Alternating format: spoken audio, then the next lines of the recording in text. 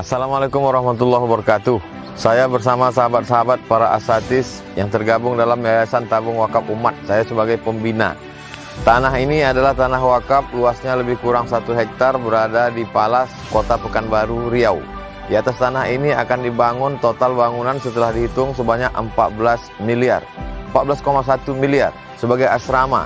Inilah yang nanti akan berperan untuk tempat belajar santri kita pada tahun ajaran 2021-2022. Kami amat sangat mohon kepada Allah Subhanahu wa taala, semoga dimudahkan dan mari kita support pembangunan ini. Ini akan menjadi amal jariah kita sampai mati menghadap Allah Subhanahu wa taala. Apa yang kita tanam hari ini itu yang akan kita petik. Apa yang kita wakafkan hari ini itulah yang akan mengalir ke makam kita, ke kubur kita. Ma'akal tafa'afnaita yang kau makan busuk, wa malabis tafa'ablaita yang kau pakai lapuk, wa mata sadaqta fa'amdaita yang kau sedekahkan, itulah yang akan menolong, itulah yang akan menjadi amal jariah. Berkah selalu jamaah semuanya. Terima kasih. Assalamualaikum warahmatullahi wabarakatuh. Waalaikumsalam.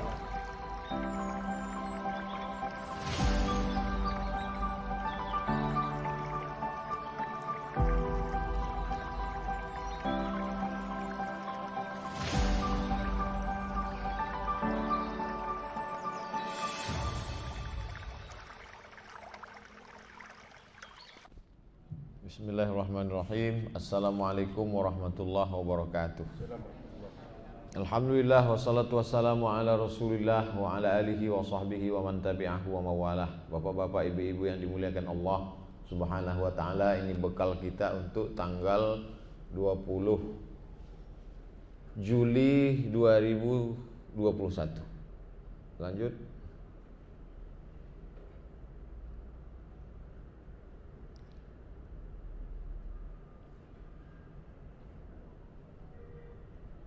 Kurban, bahasa kitanya kurban, tapi bahasa Arabnya al-udhiyah. Al-udhiyah, kurban. Menurut bahasa, kurban artinya hewan yang disembelih untuk mendekatkan diri kepada Allah. Mendekatkan diri kepada Allah dengan berzikir, mendekatkan diri kepada Allah dengan baca Quran, mendekatkan diri kepada Allah dengan bersedekah. Ada satu cara lagi, mendekatkan diri kepada Allah dengan menyembelih hewan. Jadi cara mendekatkan diri kepada Allah itu banyak. Salah satunya dengan berkorban. Korban itu sendiri dari bahasa Arab qaruba, qarib, artinya dekat. Mendekatkan diri kepada Allah Subhanahu wa taala. Kurban pertama dilakukan oleh Qabil dan Habil. Idz qarraba qurbanan. Di situ disebutkan kata kurban. Ketika Qabil dan Habil berkurban. Fatuqubbila min ahadihima wa lam yutaqabbal minal akhar. Diterima kurban Habil, tidak diterima kurban Qabil. Lalu kemudian Qabil bertanya, "Kenapa diterima kurbanmu?" Kata Habil, "Innama yataqabbalullahu minal muttaqin." Kurban yang diterima itu dari orang yang takut kepada Allah. Habil takut, diterima kurbannya. Qabil tak takut, ditolak kurbannya. Kalau ada orang mengatakan kurban dilakukan oleh Nabi Ibrahim alaihissalam, tak salah, betul. Falamma balagha ma'ahu sa'ya, ketika usia Nabi Ismail sudah sampai, maksudnya akil baligh, berkatalah Ibrahim, "Ya bunayya, wahai anakku, inni ara fil manam, aku lihat dalam mimpiku, anni azbahuka, aku menyembelih lehermu." Signal penampakan Nabi Ibrahim menyembelih anaknya, maknanya wahyu bahwa dia berkurban. Fanzur madza tara, apa pendapatmu wahai anakku? Ismail menjawab, "Ya abati, wahai ayahanda, if'al ma tu'mar, laksanakanlah perintah Allah. Satajiduni insyaallah minas sabirin, insyaallah kau dapati aku sabar menerima perintah Allah Subhanahu wa taala." Lalu kemudian dirubah Allah menjadi seekor kambing. Fafadainahu bidzibhin azim, kami tebus dengan sembelihan seekor kambing yang besar. Ini tentang sejarah kurban. Lanjut.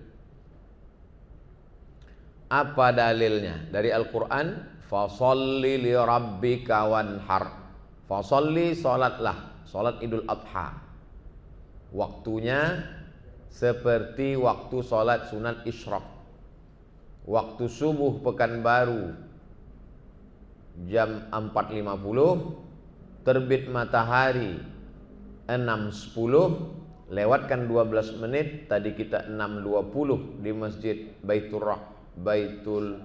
Baitul Salam salat sunat Isyraq.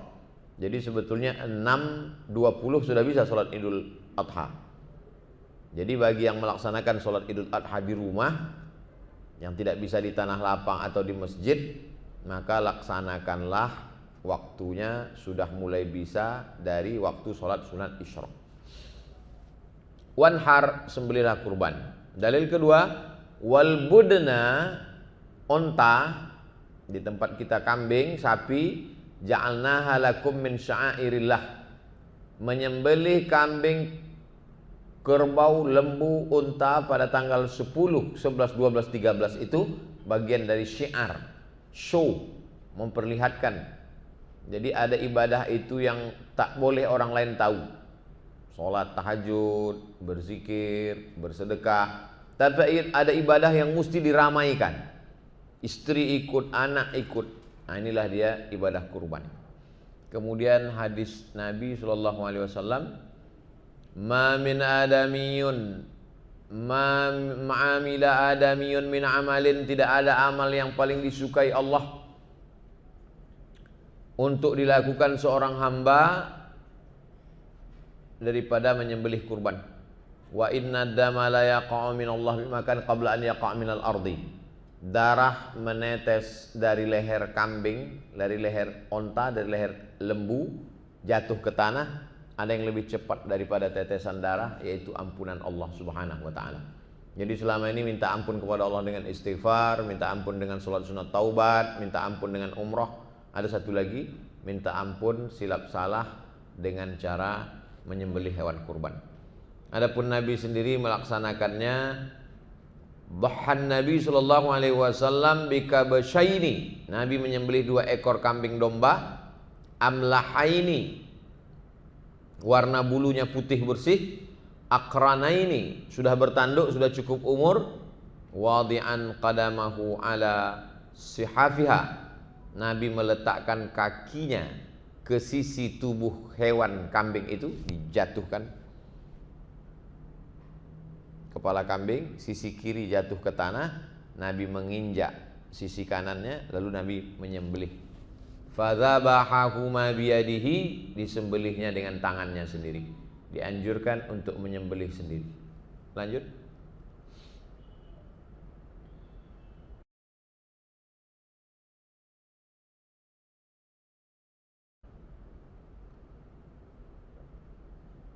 Apa hukum berkurban? Hukum berkurban menurut mazhab Hanafi wajib. Mazhab Hanafi berkembang di Turki, India, Pakistan, Bangladesh, Irak, Tunisia, Aljazair, Maroko, Mauritania, Maliki.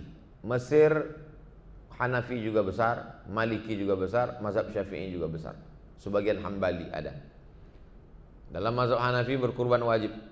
Tapi menurut Maliki, Syafi'i, Hambali sunat muakkad. Salasun hunna alayya faraidu. Ada 3 ibadah yang wajib bagiku, bagi kamu tak wajib. Walakum tatawwu'un, bagi kamu sunat, tak sampai wajib. Al-witru, salat witir. Nabi wajib salat witir, tiap malam dia salat witir. Wan nahru, menyembelih kurban, wa salatud duha, salat duha. Umirtu bin nahri, aku diperintahkan berkurban, walaysa biwajibin, tapi tak wajib. Kata Imam Syafi'i, balaghana anna Abu Bakrin as-Siddiq wa Umar kana la yudhiyani. Pernah 1 tahun Abu Bakar dan Umar tak berkurban. Sengaja Abu Bakar dan Umar tahun itu tidak berkurban. Kenapa? Karahiyata an yuqtada bihima. Dikhawatirkan orang menyangka kurban itu wajib, maka khusus tahun itu dia tak berkurban. Tapi ini jangan kita jadikan alasan untuk tidak berkurban tahun ini. Kau berkurban tahun ini, Abu Bakar dan Umar pernah tak berkurban, supaya tak disangka wajib. Perbuatan Abu Bakar dan Umar menjadi dalil, perbuatan kita tidak jadi dalil. Jadi kita tetap berkurban tiap tahun. Terus, apa syarat bagi orang yang berkurban? Pertama, Islam. Jadi kalau ada orang tak Islam berkurban, perbuatan dia baik sebagai solidaritas sosial selama sebagai warga negara. Di Jalan Nangka ini ada salah satu rumah ibadat non muslim bertetangga dengan masjid tempat rutin jadwal saya ceramah. Tahu-tahu masyarakat non muslim menyerahkan seekor sapi. Boleh tak kami terima Pak Ustadz? Saya tanya, ada tak unsur menyebarkan agama atau mau beli tanah untuk melembutkan hati jamaah? Tak ada, murni, iya, terimalah. Tapi nanti waktu mau menyembelih, nama siapa disebut? Syarat berkurban Islam, tak bisa nama dia disebut. Maka pengurus masjid menerima seekor sapi, sebutkanlah 7 orang. Ketua masjid, sekretaris, bendahara, pengurus, seksi-seksi. Dah, untuk mewakili penerima. Kedua, bebas merdeka, maksudnya bukan hamba sahaya. Ketiga, sudah baligh, berakal, mampu untuk berkurban. Terus, siapa orang yang dianggap mampu? Ini pun menjadi alasan orang banyak, kenapa kamu tak berkurban? Saya tak mampu, utang saya banyak, ini COVID, usaha macet, dan lain sebagainya. Orang yang dikategorikan mampu berkurban adalah orang yang mampu memenuhi kebutuhan pokok untuk dirinya sendiri, orang yang wajib dia nafkahi anak istri pada hari Idul Adha, hari Tasyrik 11, 12, 13, dan punya dana untuk beli hewan kurban. Itu definisi mampu. Mampu memenuhi kebutuhannya, orang yang dia nafkahi anak istrinya pada tanggal 10, 11, 12, 13, dan sanggup membeli hewan kurban. Kalau dia punya itu, maka dia masuk kategori mampu. Berapalah itu kira-kira? Memenuhi kebutuhan dirinya, istri dan anaknya selama 4 hari, 10, 11, 12, 13, dan sanggup membeli seekor hewan kurban. Jadi kalau seekor kambing 2,5 juta, dia, istrinya, anaknya, menantunya, cucunya, anggaplah 1 hari 500.000, selama 4 hari 2 juta, maka kalau dia punya uang 5 juta, dia sudah dianggap mampu berkurban. Berkurbanlah untuk menurunkan rahmat Allah, membuka pintu rezeki, berbagi, dan lain sebagainya. Terus,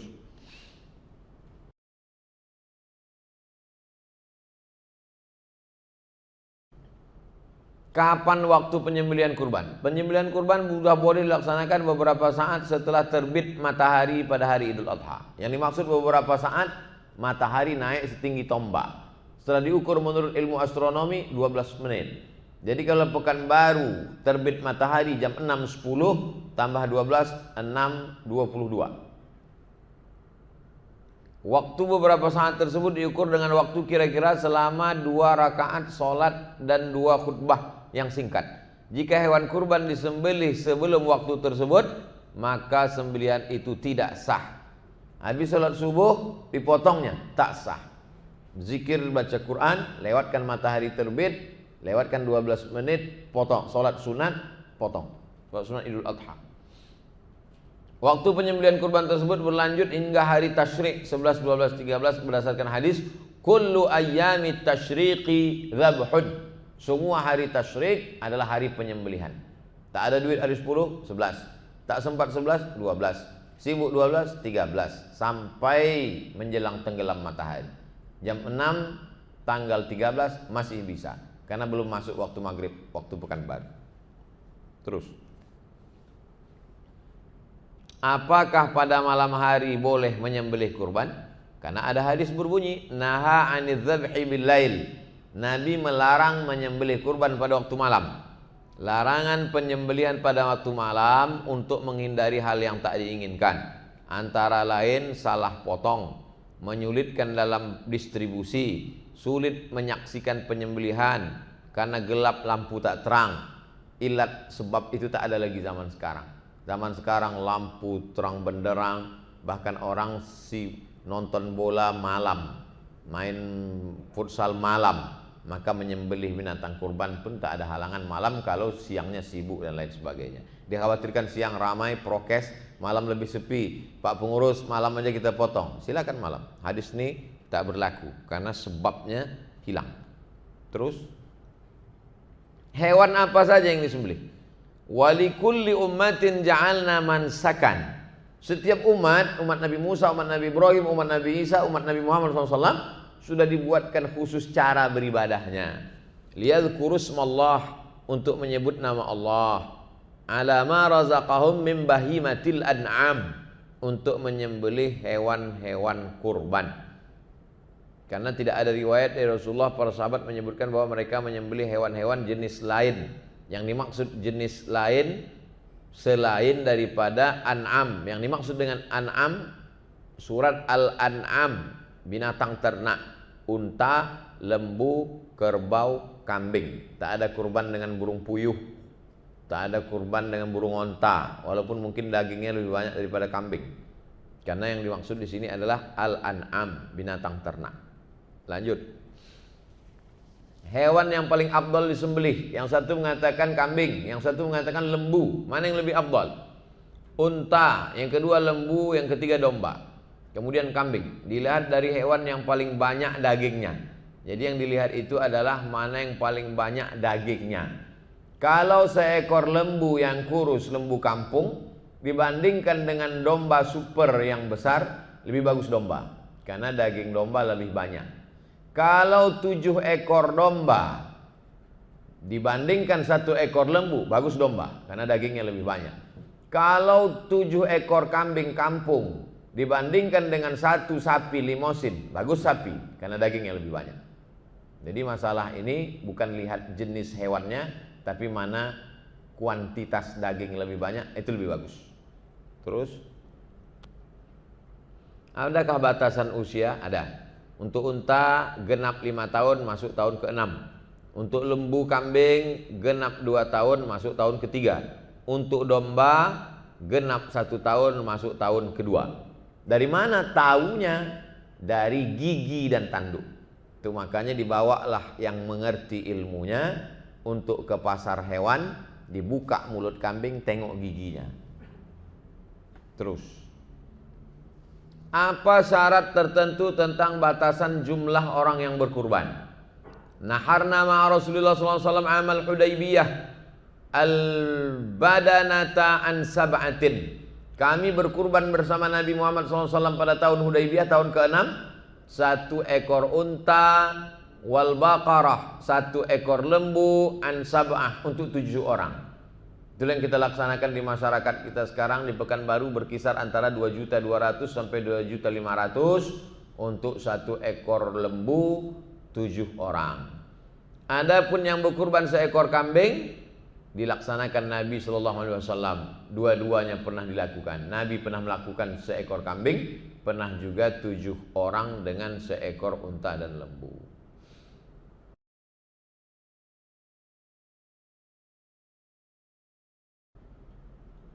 Terus, apakah boleh menyembelih hewan bercacat dan berpenyakit? Tak boleh, kurbannya tak sah berdasarkan hadis Nabi. Rasulullah menunjuk dengan tangannya seraya berkata, ada 4 al-barra, yaitu maksudnya 4 jenis hewan tersebut, hewan yang sakit pada kaki. Sakit tersebut sangat jelas hingga tak nampak. Maksudnya sakit tampak jelas nampak kakinya sakit. Lalu kemudian yang satu lagi matanya buta, mata kambing, mata lembu itu buta. Kemudian hewan yang kena suatu penyakit, tak tahu sakit apa. Yang kedua hewan yang sangat kurus. Lalu ulama menyimpulkan dari 4 penyakit ini substansinya satu. 4 penyakitnya, sakit kaki, sakit mata, sakit tak tahu penyakit apa, sangat kurus. Keempat penyakit ini substansinya satu, sakit yang berefek sampai dagingnya tak ada. Sakit kaki, tak bisa dia berjalan, tak bisa banyak makan rumput, kurus. Sakit mata, tak jelas matanya menengok mana rumput, berefek juga pada makan. Sakit tak tahu penyakit apa dan kambing yang sangat kurus, maka ini berefek pada daging. Tak ada gunanya berkurban tulang hanya untuk melepaskan tanggung jawab, tak bisa dinikmati fakir miskin. Lanjut. Apakah perkara-perkara yang dianjurkan bagi orang yang berkurban? Idza ra'aitum hilala Dzulhijjah, kalau kamu melihat anak bulan Zulhijjah, maksudnya tanggal 1 Zulhijjah.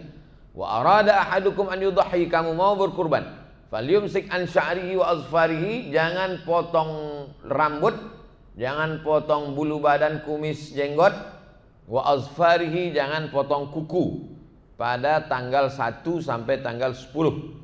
Tapi ini bukan wajib, karena berkeliaran video mengatakan siapa yang mau potong, banyaklah pertanyaan ke saya, katanya tak boleh potong kuku, tak boleh potong rambut, nanti kurbannya tidak sah.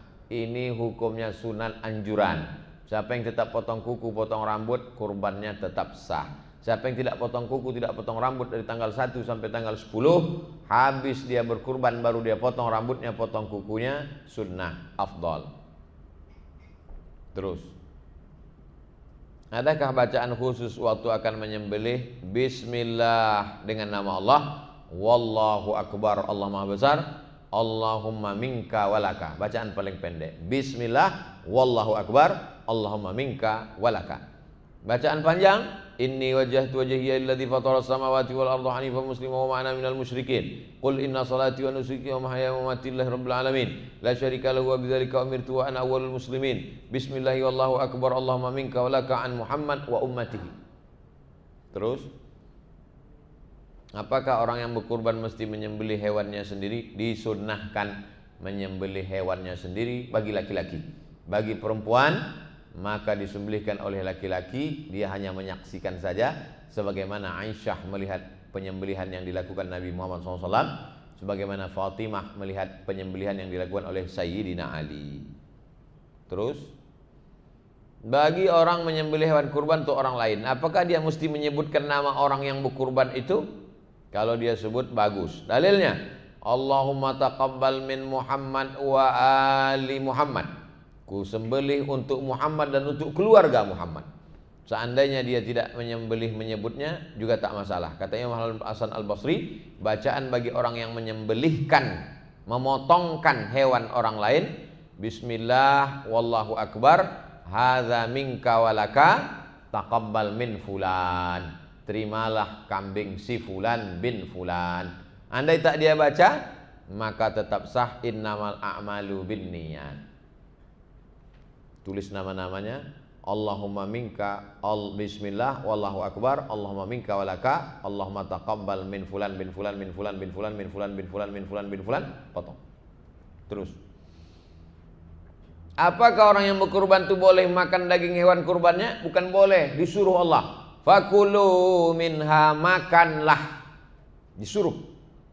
Wa at'imul qani'a wal mu'tar, sisanya barulah kau sedekahkan bagi orang yang susah, fakir miskin. Apanya yang dimakan? Dijelaskan dalam hadis. Akala min kabidi udhiyatih, Nabi memakan hati hewan kurbannya. Ini yang paling afdal kalau mau betul-betul ikut sunnah Nabi. Salat Idul Adha, habis salat sembelih sendiri, habis itu kuluiti, belah, ambil hati hewan kurban, cuci bersih, masak. Itulah makanan pertama yang dimakan setelah sholat subuh tanggal 10. Idul Fitri sarapan dulu baru sholat. Idul Adha tak ada makan apa-apa, dari sejak sholat subuh kosong, apapun tak masuk. Sholat, sembelih, ambil hatinya, bakar, makanan pertama. Itu yang paling afdal. Sisa dagingnya bagikan ke fakir miskin.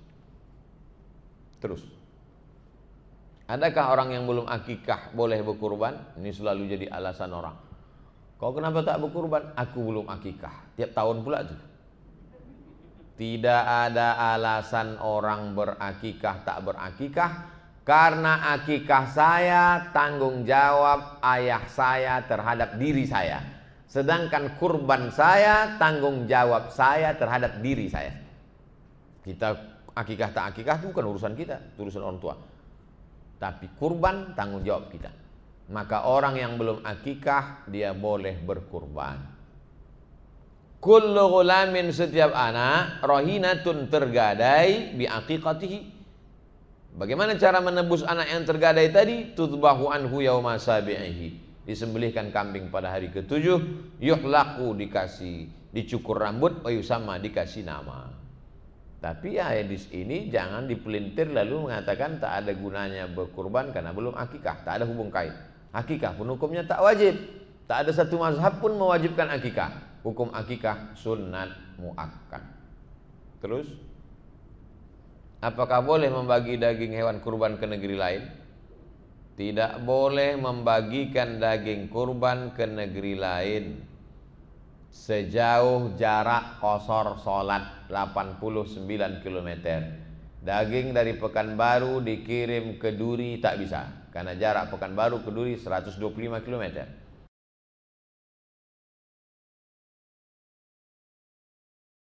Kenapa jamaah hewan kurbannya diterima oleh YTWU disalurkan ke suku Talang Mama? Karena lewat, padahal sudah lewat jarak qasar salat. Karena menurut prediksi antara jarak orang yang berkurban dengan tempat itu, menurut perhitungan masing-masing sudah dapat.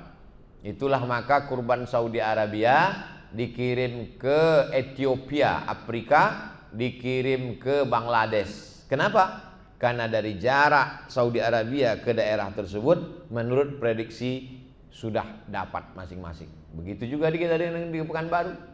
Begitu juga dengan saudara kita yang mentransfer dari berbagai negeri, dibawalah kurban. Berapa sekarang Ustaz? 15 ekor yang sudah menyetor ke YTWU, disalurkan ke suku Talang Mama, suku Akit, suku Laut dan lain sebagainya. Maka menurut prediksi dari jarak orang yang berkurban ke tempat tersebut masing-masing sudah dapat secara umum. Terus, apa hukum menyembelih kurban untuk orang lain yang masih hidup? Menyembelih kurban untuk orang lain yang masih hidup boleh. Dalilnya mana? Dalilnya Nabi SAW menyembelihkan kurban untuk keluarganya. Hadza an Muhammad wa ali Muhammad. Ini kusembelih untuk Muhammad, untuk keluarga Muhammad. Siapa keluarganya? Anaknya Fatimah masih hidup, cucunya Hasan Husain masih hidup. Itu boleh.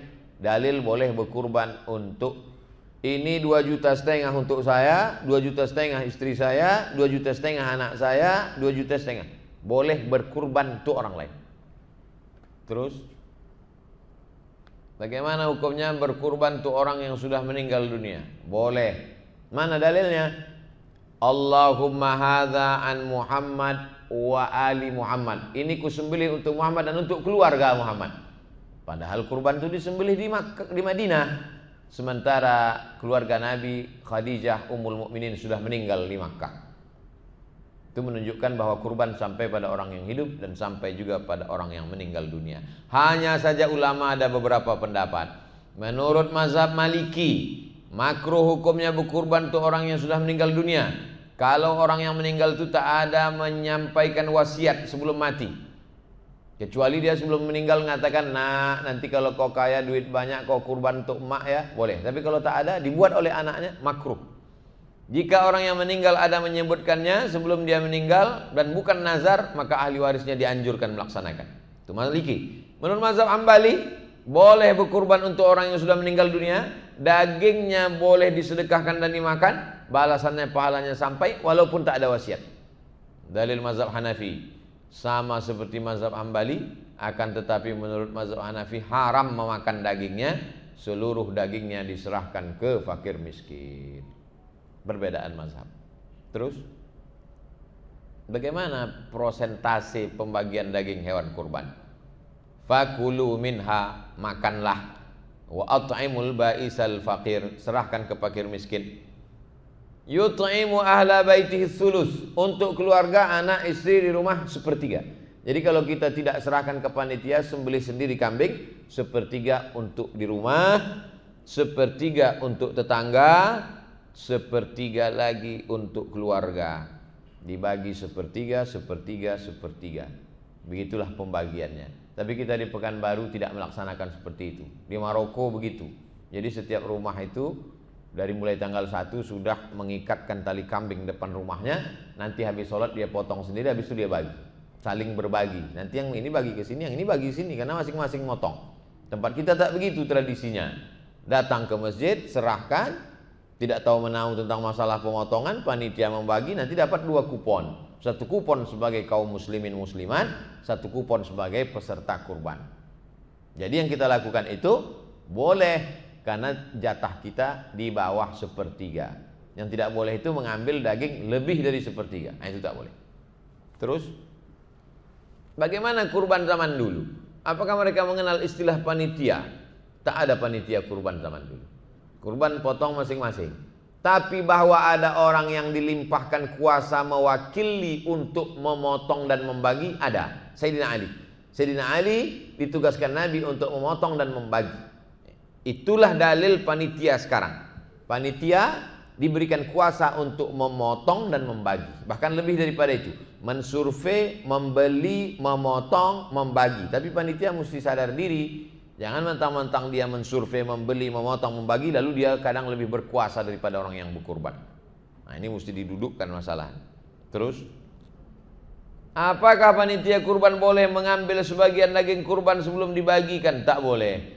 Karena status dia hanya orang menerima kuasa. Yang berkuasa tetap orang yang berkurban. Maka dia tak bisa mengambil sebelum dibagi. Setelah dipotong, dibagi, barulah kemudian jelas jatahnya ini punya siapa, barulah bisa dia makan. Kalau tidak berarti dia makan haram. Ayyuma lahmin, setiap daging di badan, nabata min haramin, kalau tumbuh dari yang haram, fannaru aula bih, tempatnya api neraka. Hadis riwayat Al-Baihaqi. Terus, apakah panitia kurban boleh menjual kulit tanduk dan sebagian dari kulit kurban kemudian hasilnya untuk masjid? Pada dasarnya hak milik kulit, tanduk dan lain sebagainya ada pada orang yang berkurban. Haram hukumnya menjual kulit, lemak, daging, kepala, bulu hewan kurban, baik hasil penjualannya untuk masjid ataupun yang lain. Man ba'a jilda udhiyatihi fala udhiyatalah. Siapa yang menjual kulit hewan kurbannya maka tiada kurban baginya. Orang yang berkurban boleh memanfaatkan kulit hewan kurbannya berdasarkan dalil Aisyah. Membuat kulit hewan kurban sebagai tempat air, namanya kirbah. Air tidak disimpan di tong, diceret, tapi air disimpan di dalam kulit kambing yang diikat, dijahit.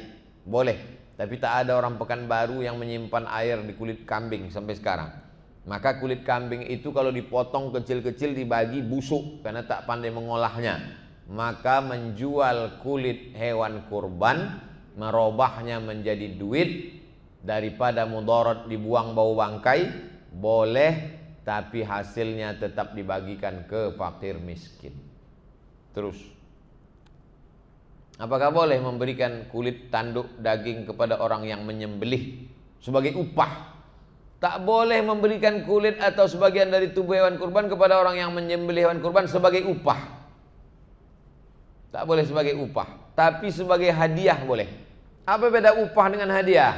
Upah wajib, hadiah ada, alhamdulillah, tak ada, tak apa-apa.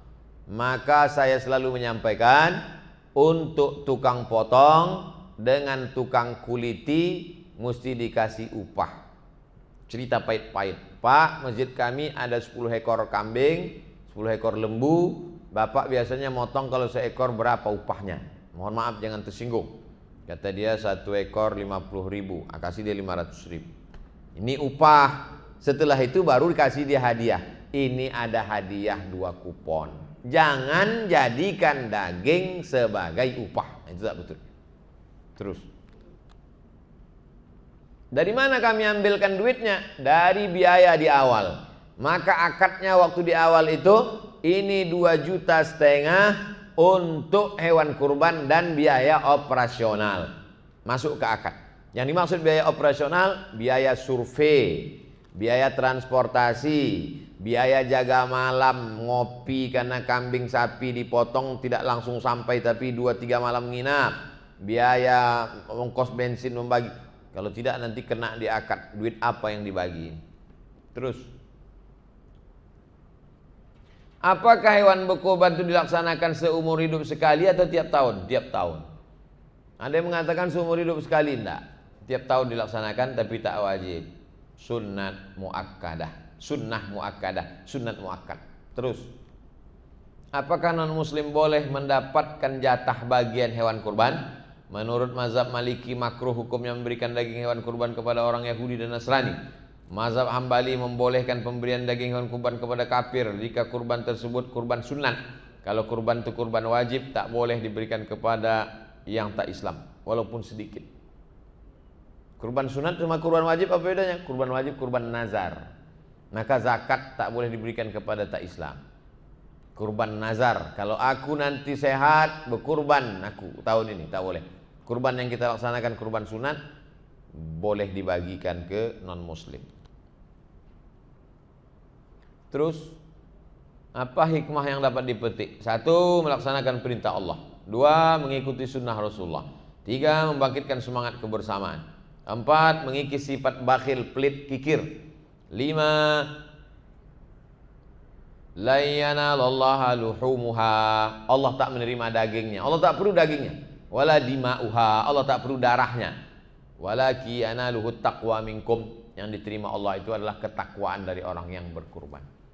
Itulah isi dari buku 33 tanya jawab seputar kurban. Bisa di-download di Google.